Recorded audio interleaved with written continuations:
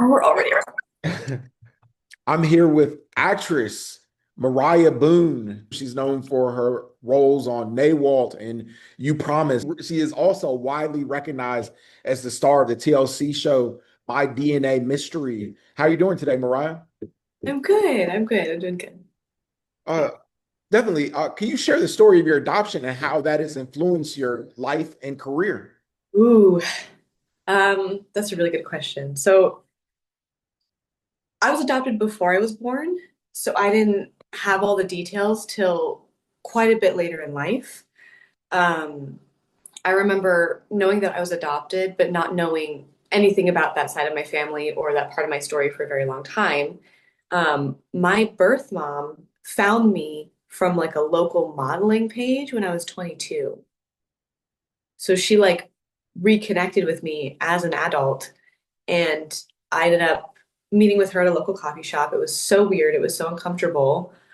And I don't know if this is the way most adoptees feel, but you kind of identify your caregivers as your parents, and then the adopted parent kind of fades into the background, even though you know they're kind of there. Um, Whether it's closed or open adoption, I don't know. I think it was supposed to be an open adoption, but she kind of, from what I understand, she got involved in drugs and then she kind of fell off. She's very young. Um, and that's what led to the TLC show because she would not tell me who my father was. Yeah. Wow, did you eventually learn who your father was? Um, I did figure out who my father was. I don't want to give any spoiler alerts. I guess that show's old now. Um, but they did all the DNA tests on all of the possible fathers. And then they revealed it, kind of they gathered us all together and then revealed who my real father was on national television. So it was very straight. We didn't even know. I didn't know. Supposedly my mother didn't. And nobody else knew. And so that was quite a jarring experience that kind of catapulted me into being part of that family unit. And I think it's affected a lot of the choices I've made, especially on screen, for sure. How so?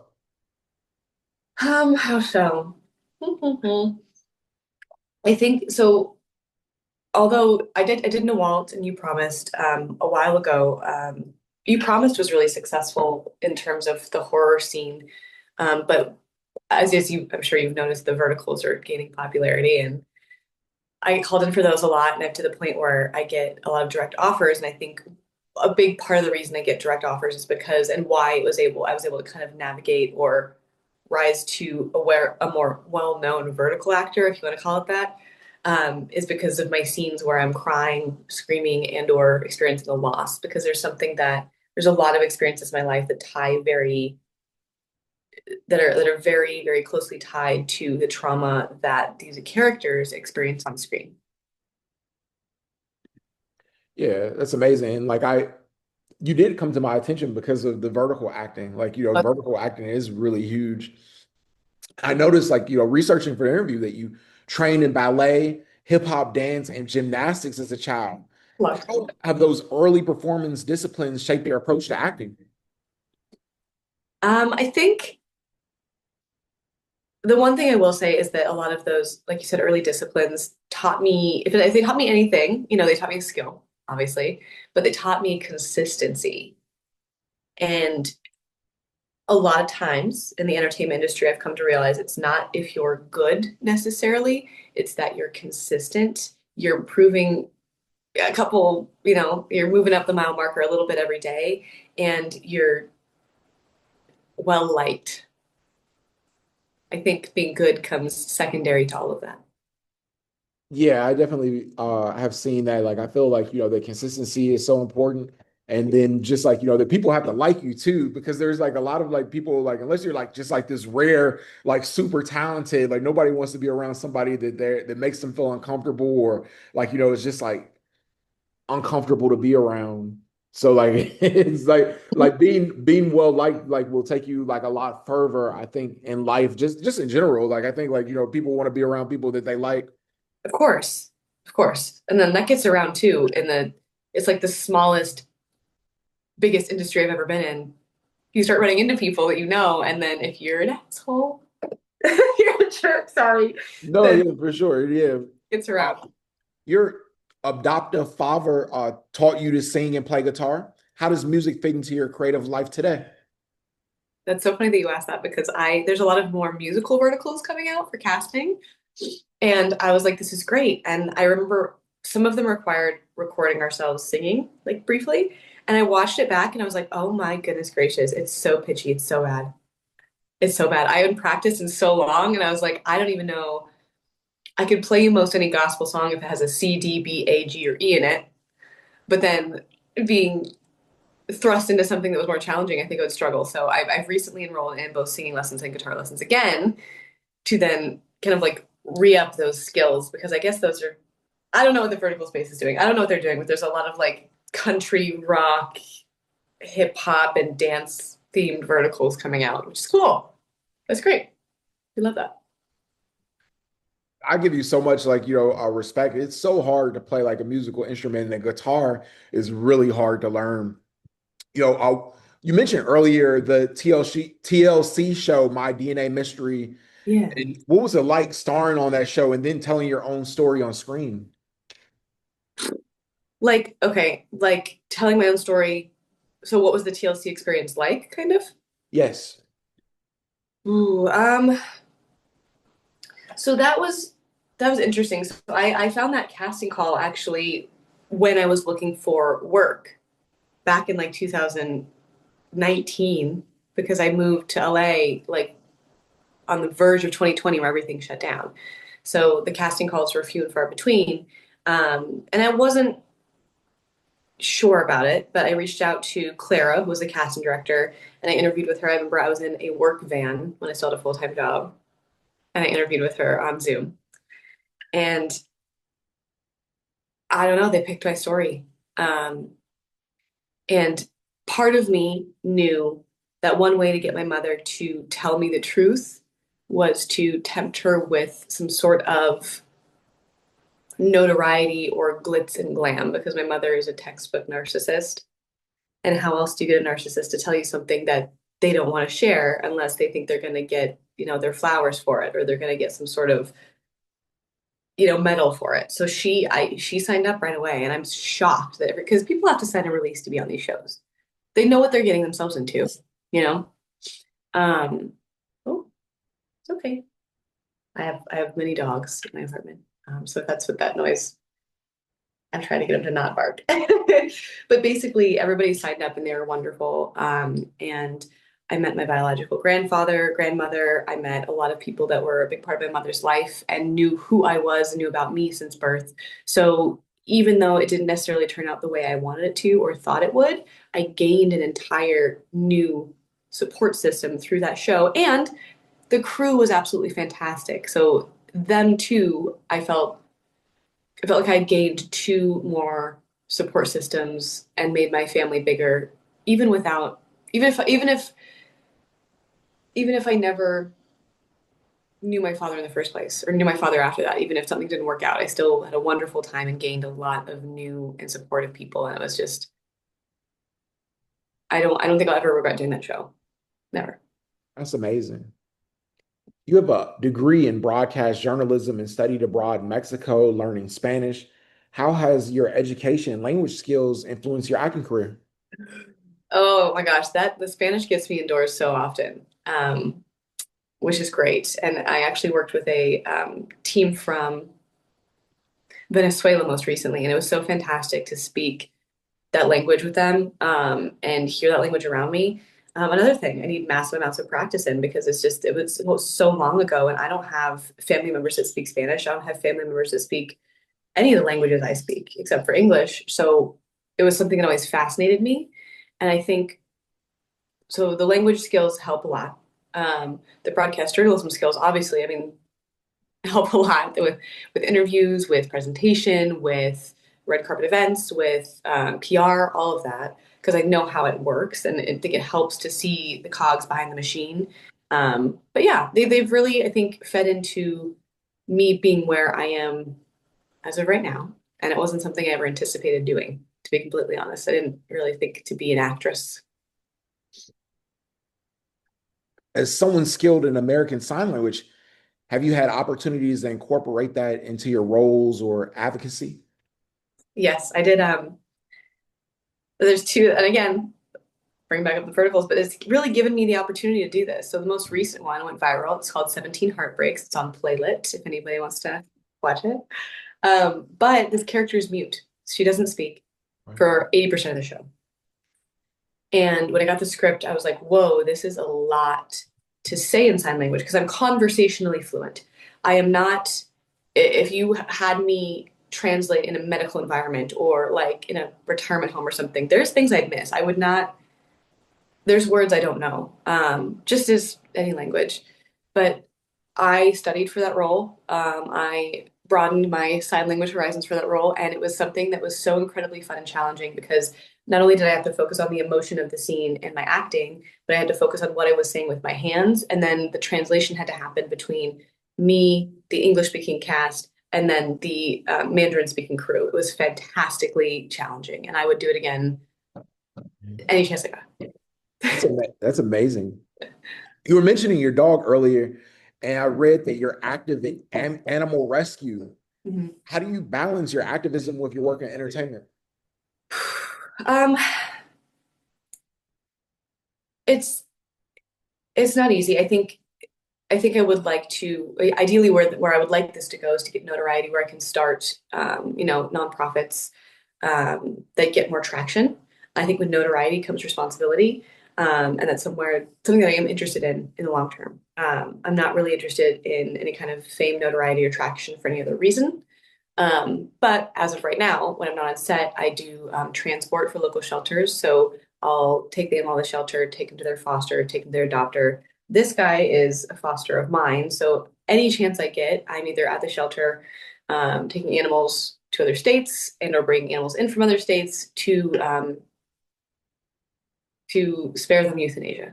So What traits or habits have helped you persist through the inevitable challenges in the acting industry? it goes back to consistency. Um, Consistency, resilience, emotional intelligence.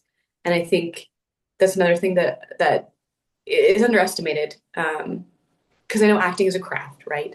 But I also believe acting is an embodiment or a full representation of how high or low your emotional intelligence is. Um, So if you are naturally emotionally intelligent or had a life that required you to predict other people's emotions for your own safety, that will make you a significant it'll allow you to understand emotion and character and interaction and even like stunts that involve violence and physicality. It'll teach you sorry, it'll allow you to learn that a lot faster than somebody who has had an arguably cushy life and has not been exposed to things where where their nervous system has had to develop um, in like a faster sense or develop defense mechanisms to essentially allow their survival. Like if we're talking like biological level, like I think a certain amount of trauma, I think you can tell if an actor has done the work or has gone through that on screen, and you can tell when they haven't. Most definitely. Yeah. You've worked in both episodic TV and you talked about the verticals. Do you have a preferred format or project that speaks to you most to your creativity? Oh, I want to say I'm going to pick two because the first project I did out here, Noel, that you mentioned, um, I'm so sad that it didn't go anywhere else. It was optioned by Netflix in 2019, and then obviously 2020 happened and they dropped it. Um, and it was the first time I got the opportunity to really feel all my feelings on the screen. And I think it is such a beautiful representation of the journey that I was going to go on. And I watch it back and I'm like, oh my God, like it's almost like I don't know who that person is anymore, but I can see her in there. It's very interesting and it's beautiful. And I think that it's very convincing the love between the two characters. And then I think the work that I have done, even though I've done other things, and there's a beautiful short film about a lesbian love affair that I think was beautiful. I'm gonna generalize it, and I'm gonna say the vertical space has changed my life in that I have been able to reach emotional depth that I didn't know that I had on screen. I've been able to gain confidence that I didn't know was possible in the space, and I hope I hope that this is the new medium. I hope that this is the new thing and I made the right decision. But either way, it's allowed me to do full-time acting and it's allowed me to live the life that the teenage me always kind of wanted, even if wasn't necessarily in the acting realm, but like it's Oh, like I definitely think like verticals are your new thing, like and that's why I like I'm glad to have you here. What advice would you give young actors or creatives about staying resilient and authentic in their journeys?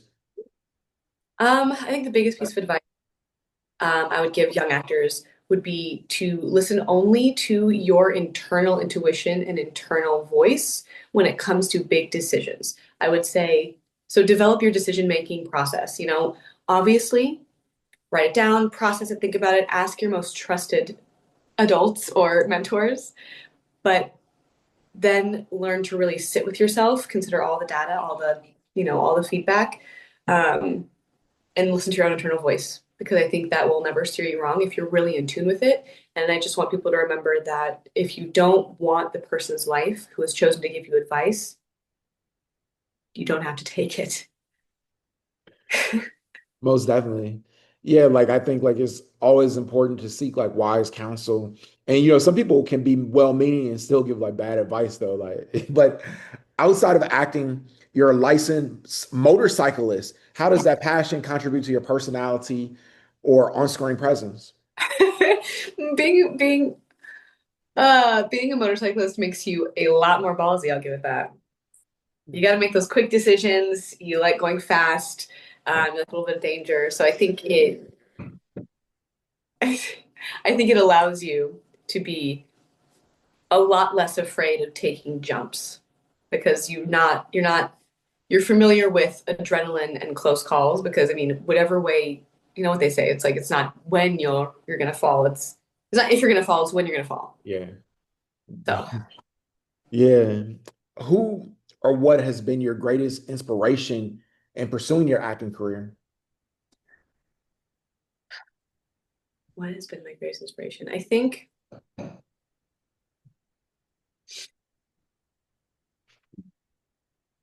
when I think about who I want to be I think of women like Audrey Hepburn and Princess Diana who were able to use their platform to the best of their ability to speak for people who don't have a voice.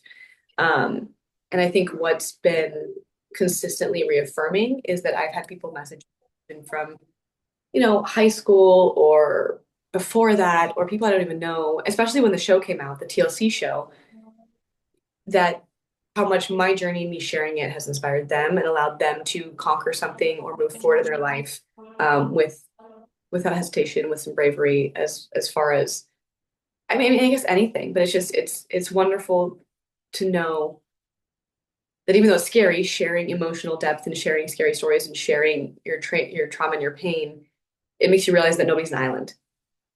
So I think that's my answer. Those couple actors I look up to in that they use their platform to help, and then the affirmations along the way from audience and observers is the best. The best. Definitely. Moriah Boone, it's been a pleasure speaking to you. What's next for you?